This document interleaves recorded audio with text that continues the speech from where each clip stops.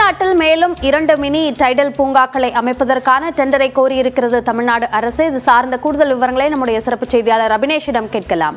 அபினேஷ், எந்தெந்த பகுதிகளில் mini tidal park அமைப்பதற்காக டெண்டர் கோரப்பட்டுள்ளது?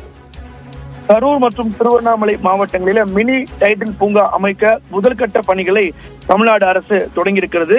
வரைபட தயாரிப்பு மற்றும் திட்ட மேலாண்மை பணிக்கு ஆலோசகர்களை தேர்வு செய்ய டெண்டர் கோரியிருக்கிறது தமிழ்நாடு அரசு.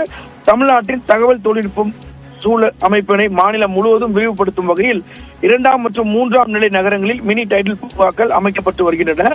அதில் ஏற்கனவே விழுப்புரம் மாவட்டத்தில் அமைக்கப்பட்ட மினி டைடல் பூங்காவை கடந்த பிப்ரவரி மாதம் முதலமைச்சர் திறந்து வைத்தார்.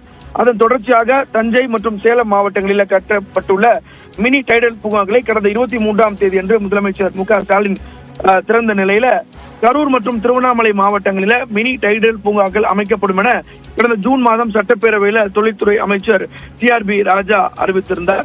இந்த நிலையில அதற்கான முதற்கட்ட பணிகளை கட்டுமான பணிக்கு தேவையான பணிகளுக்கான டெண்டரை தமிழ்நாடு அரசு கோரியிருக்கிறது.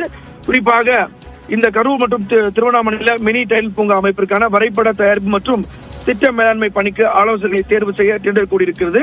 இதன் மூலமாக அங்கு ஐடி துறையில் தலா 500 பேருக்கு வேலை வாய்ப்பு அளிக்கப்படும் அப்படிங்கிறதும் கூறப்படுகிறது. அபினேஷ், விரிவான விவரங்களுக்கு நன்றி அபினேஷ்.